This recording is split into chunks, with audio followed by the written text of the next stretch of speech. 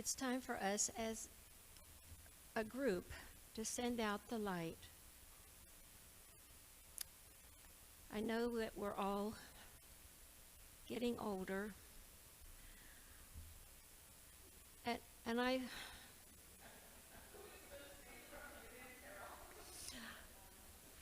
not Cindy, no.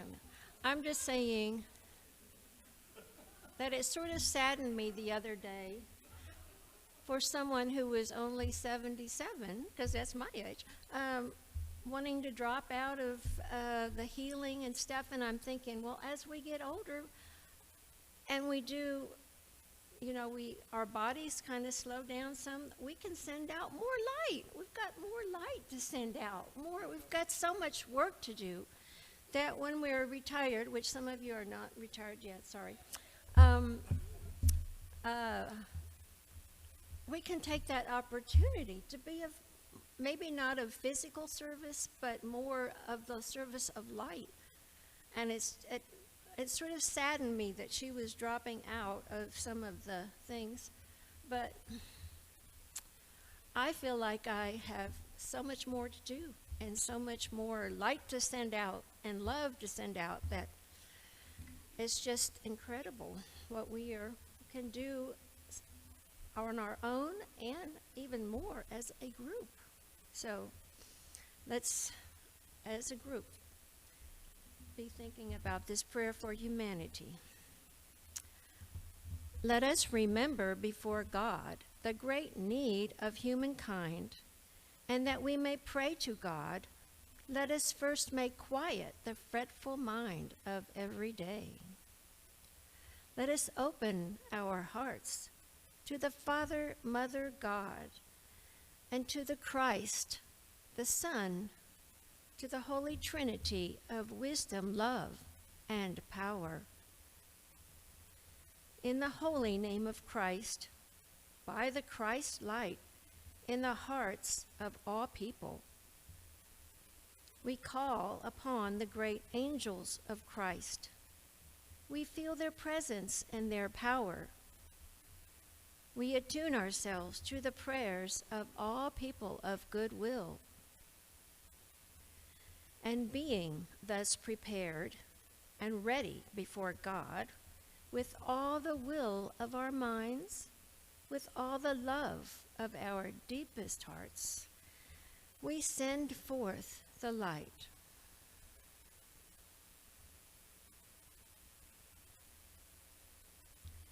We send it forth as a great star of light, a star of light, a blazing star, withstanding, overcoming all evil, triumphant over death, a star of the Christ light.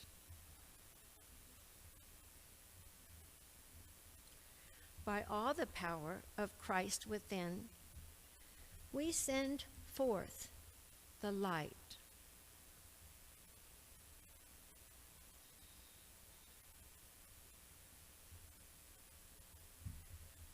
Now let us hold all humanity in the golden light of the Christ star and see the power of the Son of God working in the hearts of men. We behold the blazing star with the form of the Lord Christ within its center, radiating his beauty, his spirit, his love over all the earth.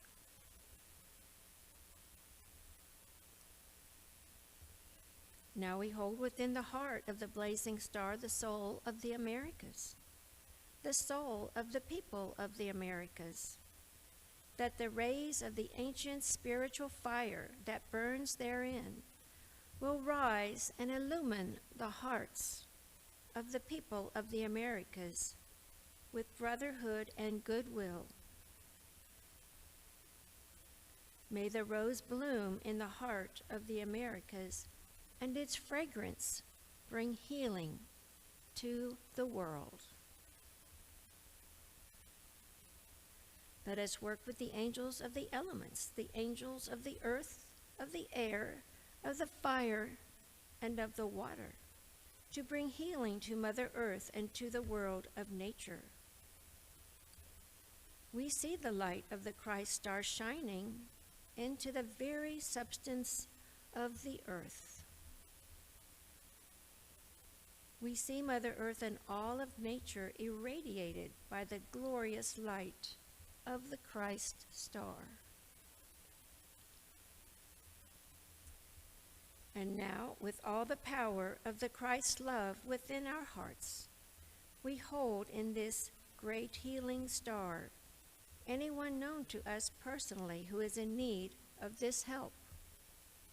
Silently, we name them and see them in the heart of the star.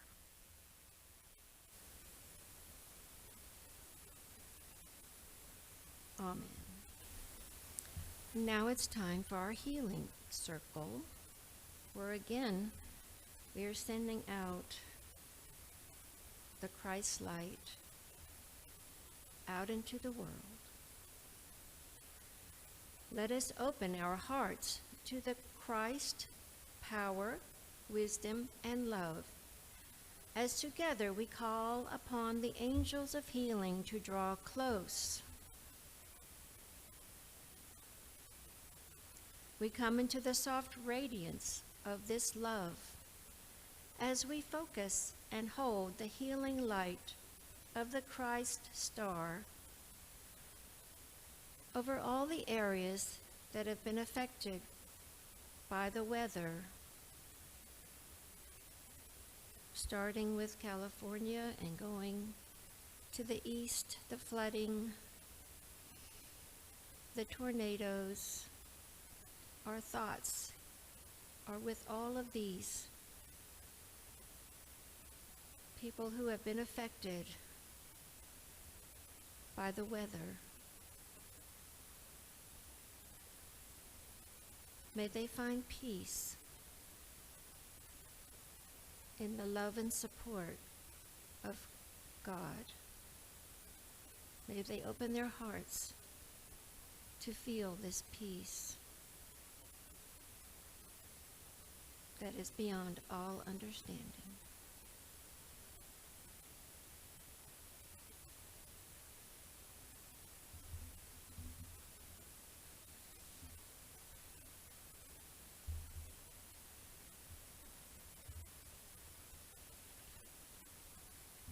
And now for the reading, which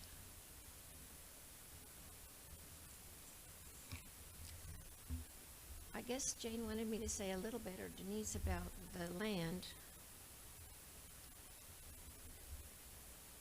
Since I'm the only one around here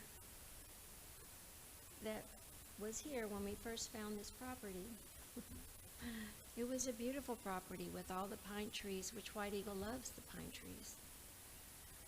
And we had our sweet little chapel that Brother Lawrence, prepared for us.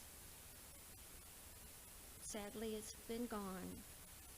But we did build the temple before that. Alva and I were married in the Rose Chapel, so we have many happy memories of that. And so many people have come and gone. So many friends and acquaintances. And I treasure the memories of all those. Jeff has chosen a reading from The Quiet Mind, which is always very apropos. In fact, there's many of my healing patients that I've thought about sending copies of The Quiet Mind to because their minds are so troubled. The secret of your strength lies in the quiet mind. When you are tempted to become worried, disturbed, anxious, fearful, turn your thoughts to the still places, saying, "The Lord is my shepherd. I shall not want. He leadeth me beside still waters. He maketh me to lie down in green pastures. He restoreth my soul. Remember, the Lord thy God is thy shepherd. He will not forsake thee. You must learn to accept the path which lies before you, walking that path not only with humility, but with knowledge that his way is the right way for you, even though it leads up hill and dale. Have you not had that proved to you, all faithful brethren? For the way has sometimes been dark and difficult. The way has often been obscure. And yet you will confess that the ways of the Lord are good, are wise, are love. And so we would tell you to seek for the quiet mind, for in the eternal peace of God, your Father shall be your strength. He will fill your cup with joy. He will lead you even through the valley of death, and you will fear no evil, for his rod and his staff shall comfort you. He will anoint your head with oil, and your joy will be unbounded, and you shall enter into the kingdom of freedom. Freedom. For in that kingdom, the physical limitations will fall away from you. For you will be dwelling in the house of the Lord forever. Let us return our thoughts to the quiet mind. It is folly for anyone to try to force progress. It must evolve slowly. Forced growth is weak growth, and it is the human desire to want to see things grow rapidly. The human mind craves sensation, craves to see results quickly. But slow, steady growth, the gradual unfoldment in accord with the laws of God, is true progress, from which grows the perfect building. The plans of God are perfect. And if you are tempted at times to feel that there is a holdup or delay in bringing forth into manifestation those plans, be not disturbed. But above all things, keep your mind steady, and know that at the right time, in all harmony and wisdom, the plans will be brought into full manifestation on the material plane of existence. As with the individual, so with nations. As the individual creates his karma, so nations create their karma. Therefore, when you look out upon the world, do so with dispassion. We speak not with babes, but to men and women. Survey your own life, the life of the nations, with dispassion, and you will see the good and the ills of humanity. Yes, but it is like looking at a picture too closely instead of with a clear and true perspective. Great things are happening. A speeding up of individual evolution, national evolution, and worldwide evolution. When you see events taking a certain course, Do not wring your hands in misery and say, "Oh, how terrible." You are being taught to look upon changes in the world as resulting from the operation of law and perfect organization. It is not for you to judge which country can do this, that, or the other. These great issues lie in the hands of wiser directors than you are at present. But you have a vital place to fill, and the masters in the Great White Lodge look to you to assist in their plans of evolution. As simple and as humble as little children, you commence on the outer planes with the self within. Don't shout about peace, but become peace in your life. Cease to fret over trifles. Know that those behind direct the course of your life and the life of the whole with wisdom. Many men seek to know the cause, the purpose, and the ultimate destination of life.